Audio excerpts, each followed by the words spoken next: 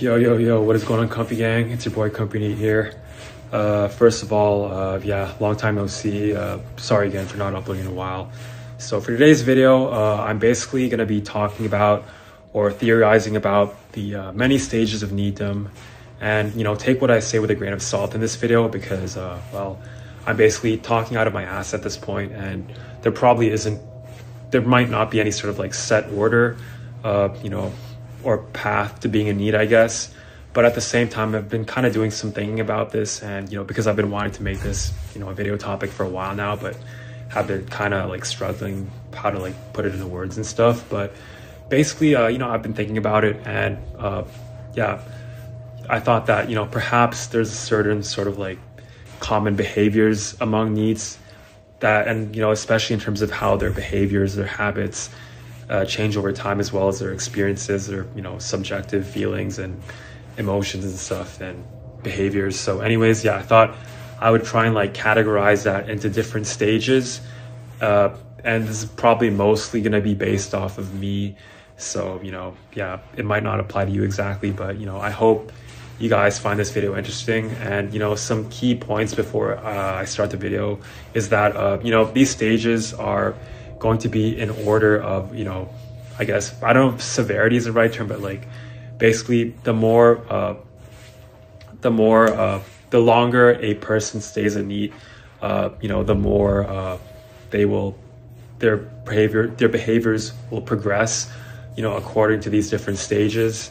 And yeah, so I guess the big factor would be length of time spent as a NEET, as well as individual differences, for example, like personality traits, predispositions to certain things, behaviors, and how fast their brain adapts to certain things like pleasure and stuff. And the next thing is that these stages aren't irreversible, and they're not like set in stone. So for example, one individual might skip a stage entirely depending on their individual circumstances, and or another case would be that they might go back and forth between stages because obviously one stage might be better than the other, and that individual might be constantly seeking and finding ways to jump between stages or revert back to a previous stage. So yeah, anyways, that's all I wanted to say in this intro, and now I'm going to start the video. So yeah. All right, so the first stage of NEETdom would be what I refer to as the honeymoon period or honeymoon stage. And as the name suggests, it takes place directly after a person becomes a NEET, usually after they've worked some sort of job or been at school, and they basically decided enough is enough and decided to essentially check out of society. And typically the stage lasts anywhere from 1 to 2 months, at least for me, because I've been NEET twice, and that's, I guess, roughly how long it lasts for me. And usually it's characterized by two major feelings or emotions. The first being this huge sense of relief, because typically before this time, the individual probably was accumulating a lot of stress, pent-up frustration, all sorts of negative emotions, maybe perhaps from feeling underappreciated at their work, or overwhelmed with their workload at school or at their job. And as a result of this is what essentially pushed them towards becoming a NEET. So when they finally take the plunge and become a NEET, immediately they're met with this huge sort of like wave of relief washing over them, because all of a sudden now they have all their time. They experience this sort of like sense of freedom that they sort of regained after having lost it at their job or school. And yeah, and so that's probably the first thing the individual feels. And if they can feel this simultaneously with, or perhaps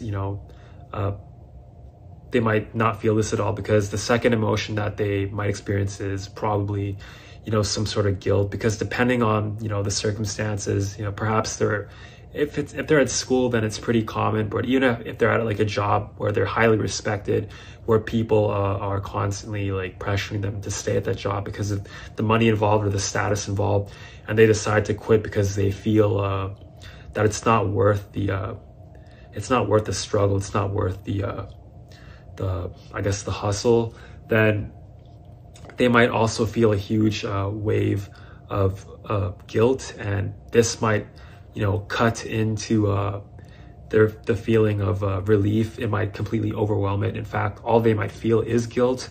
So it really depends on the person, and you know, they might feel so much guilt that they might even skip this stage altogether. So it really depends on the person. But let's say they don't feel any guilt, or they only feel a small amount of guilt, then they're probably most likely going to well, either way, they're probably going to you know, engage in some sort of activity, some sort of cope that they've been wanting to do for a long time, but haven't had the chance to do so, mostly because of the responsibilities associated with whatever, you know, job or, you know, schooling they were previously at.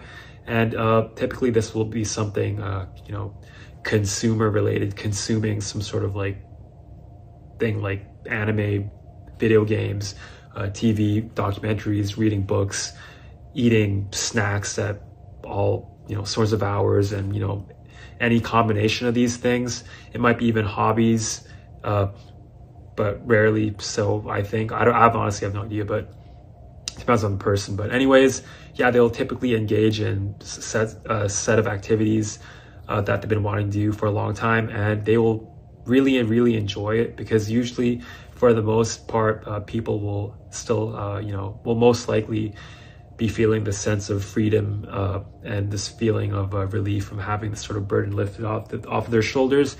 And when this is coupled with the fact that their dopaminergic systems haven't yet adapted to this activity that they've been wanting to do for a long time, they will probably extract maximum pleasure from this activity, and they will most likely engage in this activity for very long periods of time, probably maybe at the very least 5 to 6 hours a day, if not longer. You know, obviously broken up with mealtime and stuff, and sleep, and I guess bathing if this person you know, hasn't decided to go full degen yet. And yeah, so they will probably enjoy this activity a lot. And yeah, typically this period of NEETdom is usually the most enjoyable stage out of all the stages, because, you know, everything is still brand new, and for the most part, assuming they're not experiencing any guilt, then they most likely enjoying everything to the maximum. The one caveat being that, let's say that the activity that they're currently doing in this stage is something that they've been doing like prior to becoming a NEET. Like, for example, if they're in school and they're binge watching TV series, and they decide to binge watch TV series once they become a NEET, then it's obviously going to be less enjoyable, and might even accelerate the rate at which they reach the next stage, which I'm going to be talking about. But anyways, yeah, this is probably the most subjectively enjoyable stage of being a NEET, and it's probably what a lot of ex-NEETs will reminisce or, you know, recall NEETdom being like, because, or associate the emotions experienced during the stage is what a lot of ex-NEETs will fondly associate NEETdom with. And it's probably what a lot of you know, aspiring NEETs will fantasize NEETdom is like 24/7. So yeah, anyways, on to I'll be talking about the next stage now. So the second stage of NEETdom is what I refer to as the hedonic stage, or an alternative name would be the binging stage. And in terms of outward behaviors, this stage is essentially the same as the first stage in terms of, you know, outward appearances, because basically it still involves the NEET, you know, engaging in, you know, activities which they find pleasurable, you know, as much as they can throughout the day, and you know, alternating between 1 or 2 activities. But the key difference between this stage and the first stage is that, whereas in the first stage, the NEET involved was probably swept up in that sense of freedom and, you know, the newness of everything, where they probably, extracted maximum pleasure from everything and probably could find nothing at all boring in what they're doing, and it probably felt almost as if they were in heaven at the time. In this stage, the NEET involved probably is starting to, their brain is essentially starting to develop some sort of hedonic adaptation to whatever they're doing. So as a result of that, they will slowly and progressively start to feel bored with whatever activity they're doing. Let's say if they're playing a video game, they're playing, let's say, JRPGs, for example, and that's what they love doing. Eventually, they'll start to, get this inkling that something is not right, something is, a little bit off. That's not to say that they won't be enjoying what they're doing, but, progressively over time, they will start to feel more and more dissatisfied, and this will cause them to do things like, quit in the middle of a game in order to play a new game because, let's say, they found, the game that they're playing boring. However, if it had been in the beginning, in the first stage, the honeymoon period, they most likely would have played that game all the way through. But because they're in this second stage where they're starting to adapt to their pleasure centers are starting to adapt to whatever activity they're doing, they will immediately, quit and, pursue something else in order to chase that pleasure. And essentially, what this stage is characterized by is, firstly, chasing the highs that are experienced in stage one, the honeymoon stage, and secondly, it's basically this adopting of various strategies in order to maximize pleasure. So, for example, the most common strategy would be, abandoning whatever they're doing, constantly switching between different, activities or games or whatever, different pieces of art media. And initially it'll firstly start in between within the whatever sort of activity that they're doing initially. So for example, it'll be switching games, but eventually it'll get to the point where it's switching across broader and broader categories. Let's say, for example, whereas they might first play different RPGs, JRPGs in order to feel pleasure, eventually get to the point where they'll have to switch between genres. So they'll start to play more Western RPGs, they might start to play more first-person shooters, other genres of games, if they're able to find any sort of pleasure in that, because at this point they're probably most likely starting to get very bored of whatever they're doing. They're starting to see all the underlying patterns, common tropes, in whatever TV show they're watching, whatever genre of anime they're watching. So they'll start to switch between genres within an activity, and eventually it'll get to the point where they start to see the commonalities between different genres, or they'll get used to every single genre that they're inclined to enjoy. So that'll cause them to eventually start to switch between different activities. And they might switch to one activity. Let's say they'll switch from anime to video games, and then from video games to watching TV shows, and then from watching TV shows back to anime, or to playing online MMORPGs, card games, whatever. You sort of get my point. And yeah, and they'll essentially be switching between various activities, and they might do other things like maybe smoke weed if they're into drugs to maximize pleasure. They might basically try and figure out ways in order to essentially restore and regain the initial highs of the first phase. And yes, typically this stage will probably last maybe anywhere from maybe 6 months to 2 years, unless the person is prone to things like hedonic adaptation or depression. Then it might last a lot shorter. Or if they're dopamine adult consumers like I am, for example, then it might last a little bit longer. Like in some sense, I feel I still am in this stage, or I enter and exit it. And and the unfortunate thing is with the stage is that as much as a NEET might try, they'll probably never get to the same highs that they experienced in the first stage. but they will try nonetheless, and they will still enjoy relatively, decently what they're doing at the time, or the activities that they're doing. But yes, over time, this enjoyment will start to diminish gradually, and they'll experience less and less joy, less and less pleasure, less and less of that sort of like classic dopamine high feeling that you get from just binging a video game. You know, that's sort of like that buzz, that sort of like brain fog, that sort of like addictive, sort of like comfy feeling that you get from binging something and basically exploiting it to its utmost extent just to extract dopamine. Eventually you experience that less and less, which will eventually lead to the next stage that I'm going to talk about. So the third stage is what I refer to as the anhedonic stage. And this stage is a consequence of the second stage, where the individual involved was essentially constantly trying to switch between hobbies and activities and different pieces of art and media and literature and games in order to essentially extract pleasure. And when this is done enough, essentially the person involved will probably get used to every single medium out there that they're predisposed to enjoying. And this is especially given that a lot of NEETs basically have all the time in the world to pursue whatever hobbies and activities that they want.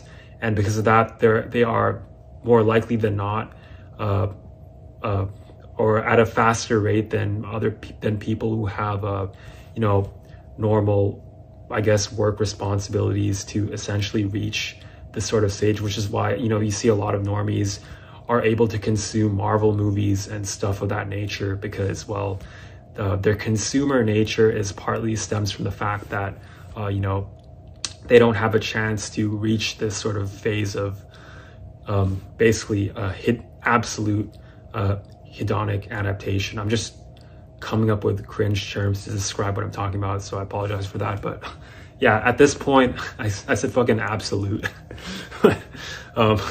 Sounds retarded, but anyways, this stage is, as the name suggests, when the NEET begins to experience anhedonia, where they essentially feel almost little to no pleasure with whatever activities they're doing. And they might feel brief glimpses of pleasure. They might get brief glimpses of I guess the feeling of pleasure when they switch from activity to activity, but it's very, very short-lived. Probably lasts anywhere from an hour to maybe even 10 minutes, to maybe even just 5 minutes before they all of a sudden feel bored. But at the same time, they will feel compelled to continue to do these hobbies, because how when you get addicted to a certain thing, and you're doing it anyway, like let's say for example watching YouTube, you find yourself watching YouTube, but you don't know why you're doing it, because you obviously don't find it enjoyable anymore, and yet you still continue to do it. Well, I think the same sort of feeling or whatever phenomena applies to this stage, where instead of just one activity, it's pleasurable activities that this individual finds pleasurable. It's all those activities. So this person will be trying to jump from activity to activity, but they won't find any pleasure in it, but they will continue to try and seek out the pleasure that stemmed from the first and second phases, but this time to little to no avail, because their brains have adapted to pretty much everything. But they will continue to try and do this anyway. And I guess for most NEETs, this will probably be the extent of their NEETdom, the extent of the progression of their NEETdom, and they will probably oscillate between this stage, the third stage, and the second stage, because I feel like after prolonged periods of anhedonia, eventually, at least for me, the brain will tend to reset itself, and eventually they will start to experience pleasure again. Perhaps they might try a brand new activity and manage to jump back to the second stage, or maybe even the first stage, depending on how much pleasure they can extract from this brand new activity, or it could be just that, you know, the brain eventually sort of resets itself. Maybe the person, you know, sits down and just stares at a wall for a while, and over time, you know, they start to get old cravings again, and as a consequence are able to at least extract some pleasure, which will push them back into the territory of the second stage. This stage, I guess, could be a pseudo terminal stage of NEETM. So in terms of length, it might last forever, but if it progresses to further stages, then at least for this stage, it will last anywhere from maybe 2 years to maybe even 5 years. Could be shorter depending on the person, but yeah. And obviously, yeah, this is in combination with the second stage. So I guess in this stage, it would be where they are oscillating between feeling pleasure and feeling not feeling any pleasure from any activities, but at the same time, you know, their thoughts are still, you know, relatively the same. Perhaps at this point their social skills have started to deteriorate, but it's not at the point where they couldn't you know, reintegrate back into society yet. Obviously, if they are you know, autistic or have massive social deficits, then, you know, it wouldn't really matter. But if there's a relatively normal or capable of, you know, blending into society type of person, then, you know, their social skills at this point are probably starting to be impacted, but, you know, still haven't been impacted to the point yet where they aren't able to, you know, do things like force themselves to interact with people that they have to, let's say, work to survive. But anyways, yeah, this pretty much sums up the third stage.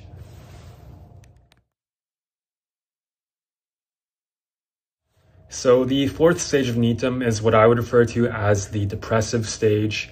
And, you know, this stage, I guess in terms of length, will last as long as the depressive episodes last, but I'll get to that in a bit. But anyways, yeah, this stage also, in my opinion, tends to be like a more optional stage, because I feel like there's no guarantee that every NEET will experience this, because not all NEETs are prone to depression or predisposed to it. But at the same time, I feel like most NEETs, or a lot of NEETs, will, simply because purely from a genetic standpoint, I feel like a lot of the same you know, genetic precursors or environmental you know, causes that lead to NEETM also, you know, predispose one to experiencing depression and other forms of mental illness in the first place. So that's, I guess, in my opinion, why a lot of NEETs will experience this stage of NEETM. But anyways, yeah, as far as what characterizes this stage, well, it's simply depression. And this stage is basically a consequence of the anhedonic stage, where because the longer and longer a NEET spends in the anhedonic stage, where they're not able to derive any sort of pleasure in any activities they pursue, the more they are left to confront their own, you know, their own demons, their own negative emotions such as sadness, loneliness, feelings of isolation, their own, you know, negative dysfunctional thoughts that caused them to become NEET, that contributed to them being NEET in the first place. For example, insecurities about their status, about being a failure, about, you know, being, you know, born ugly. You know, just being born ugly is also, you know, having to look in the mirror and see their ugly face, their unwashed, unkempt face, feelings of guilt, feelings of all sorts of negative feelings, basically.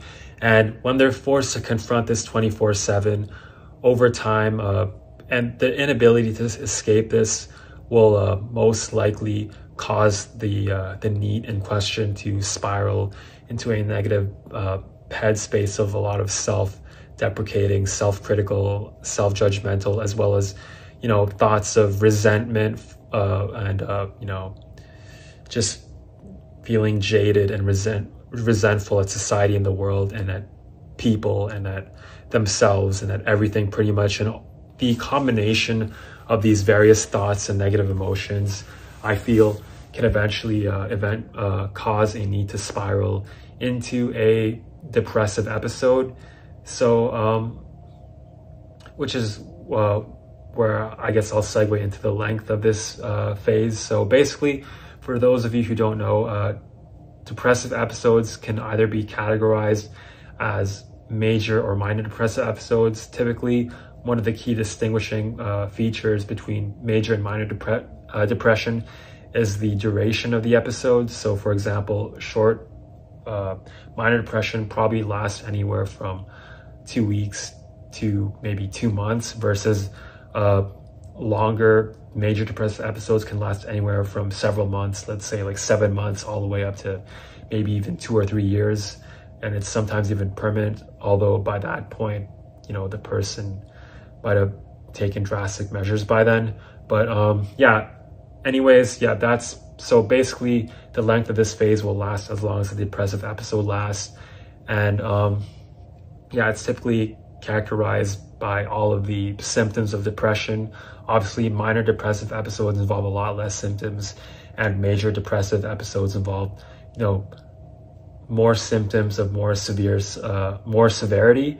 And I'm not going to list off all the symptoms purely because it would probably take way too much time, and because I don't really remember all of them. But just things like feelings of sadness, hopelessness, stuff like that. And I guess you could always just Google it if you want to find the full list, because I probably couldn't do a good job of listing that out, because I'm just talking off the top of my head right now. But the thing about this stage is that eventually, once the depressive episode ends, it's almost like a reset in a way, where it might be in a way the brain trying to reset itself in a sense, although I'm just theorizing that this might be the case. But anyways, once the stage ends, the NEET in question will probably find themselves back in the second stage, where they are able to enjoy media again. So they'll probably end up doing that out of fear of relapsing back into depression. But the thing is that once they've experienced this fourth stage just even once, they're probably more likely to relapse into this stage over and over again with more frequency, and with each time being more and more severe, because a lot of the underlying issues that led to this depressive stage in the first place most likely weren't addressed at all. And not only that, but the hedonic adaptation which led to this phase will probably occur at a faster rate than it did before, because the brain is constantly learning, and I guess getting bored with things is a skill. So as a result, the NEET in question will probably experience depression more frequently and with greater severity each time. And that is the unfortunate nature of this stage, and will probably represent the worst of NEETism for a lot of NEETs. Usually this stage will probably serve as a warning or a wake-up call, and might scare a NEET into taking some sort of action trying to escape NEETism. But at the same time, it might just ultimately lead to the NEET feeling dejected and unwilling to take action to try and escape. So that's another alternative. But anyways, this is pretty much sums up the fourth stage. So the fifth and final stage is what I would refer to as the isolation, or alternatively the hikikomori stage. And as the name suggests, this stage is essentially where the NEET evolves into his quote-unquote true form and starts to adopt a lot of hikikomori-like tendencies, which includes things like social isolation. And unlike the other stages, this stage doesn't really have anything to do with the the dopaminergic reward systems that a lot of the other stages seem to be related to, and instead has to do with the NEET's social skills and attitudes and beliefs. So as a result of this, this stage can honestly be a stage that is skipped directly to. Like what I mean by this is that a NEET might instead skip directly from the third stage to this stage, and or a NEET that is not depressed at all might still experience this stage in the long run if they continue to choose to be NEET. In fact, A NEET that doesn't experience depression might be even more likely to experience this stage simply because, well, being not depressed at all might ultimately contribute to them remaining in NEET for much longer, and hence them experiencing this stage. But basically, the root cause of this stage is the decline in the NEET's social skills, which happen over time. Because, you know, I guess for a lot of NEETs, obviously this depends from person to person. There are social NEETs out there, but, you know, even for NEETs who socialize predominantly online, I feel like even they are, you know, subject to this stage simply because socializing online is nothing like socializing in real life. And I guess what determines whether someone is considered a hikikomori or not is how much they interact with the real world or not. And socializing online is not interacting with the real world. It's simply interacting with this sort of like weird online version of everybody. So it's clearly doesn't help things in my opinion. And yeah, anyways, this stage, yeah, is caused by, you know, basically a decline in the NEET social skills. You know, over time, a NEET not only will avoid, you know, outside interaction because, well, they were probably in the first place predisposed to avoiding social interaction and probably found social interactions stressful in the first place, which is what led them to become NEET. But also just simply the fact that, you know, for example, for things like immediate family, you know, in my case, I'm pretty fortunate, but for a lot of NEETs out there, their prolonged NEETdom is very likely to cause a lot of, you know, resentment between them and their immediate family, especially if they haven't been kicked out yet. So as a result of that, this will probably lead to less and less social contact between them and their immediate family.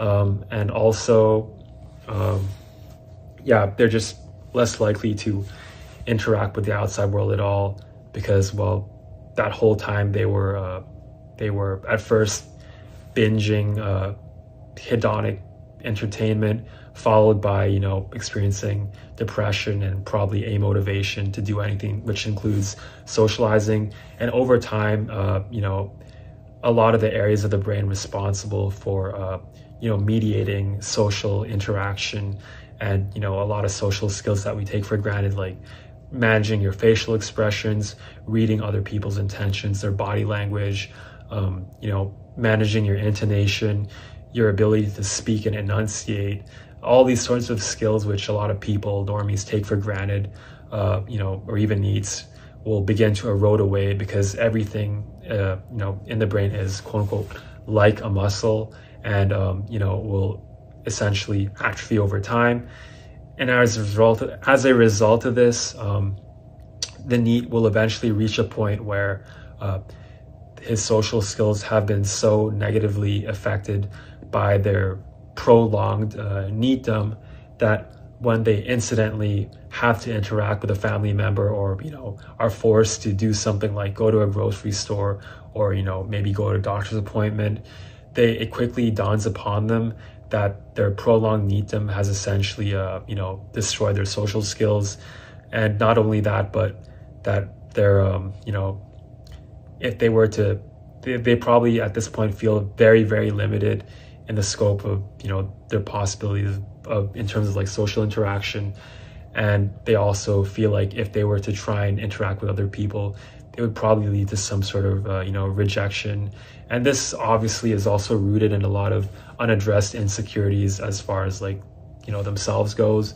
But also, yeah, I don't think it's entirely, I think there also is a real, you know, loss of social skills, which will very likely lead to a lot of judgment and rejection, which, you know, even just the thought of this, either whether it's directly experienced or it's hypothesized by the NEET, regardless, this will incentivize the NEET to essentially isolate themselves and adopt hikikomori tendencies like staying in their room, which they're already doing in the first place, but, you know, this time for even longer periods of time, and just completely isolating themselves and shutting themselves out from the outside world.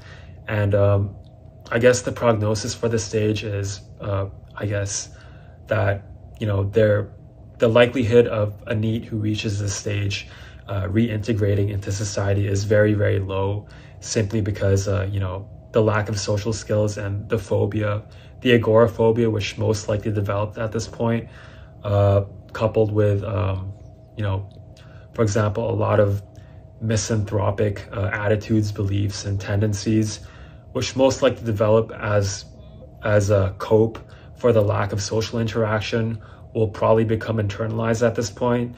So by this point, the NEET not only is incapable of interacting with other individuals, but probably also despises other individuals as well, or at least doesn't want anything to do with them. Despise is probably a pretty strong word, but just probably doesn't want to associate with other people. So as a result, they are further incentivized to isolate themselves.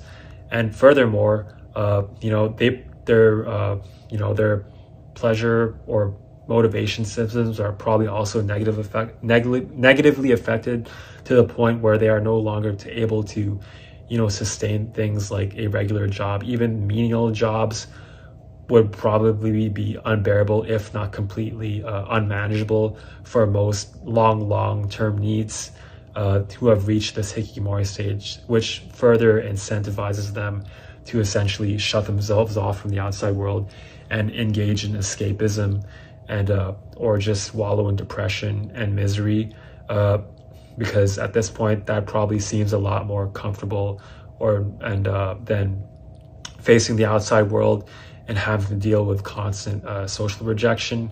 So this probably marks the fifth and final stage of NEETdom that most NEETs experience. Obviously, there are going to be some optional stages past this stage, as well as in between the various stages that I previously mentioned. But for now, I'm probably going to keep it limited to these sort of 5 quote-unquote primary stages in this video, since this video is probably already upwards of 30 minutes, maybe even 40 minutes long by this point. So yeah, anyways, I will get on to the conclusion.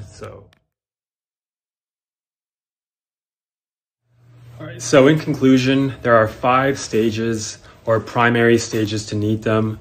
The first being the honeymoon stage, the second being the hedonic stage, the third stage being the anhedonic stage, the fourth stage being the depressive stage, and the fifth and final stage, at least for most NEETs, is the hikikomori or isolation stage.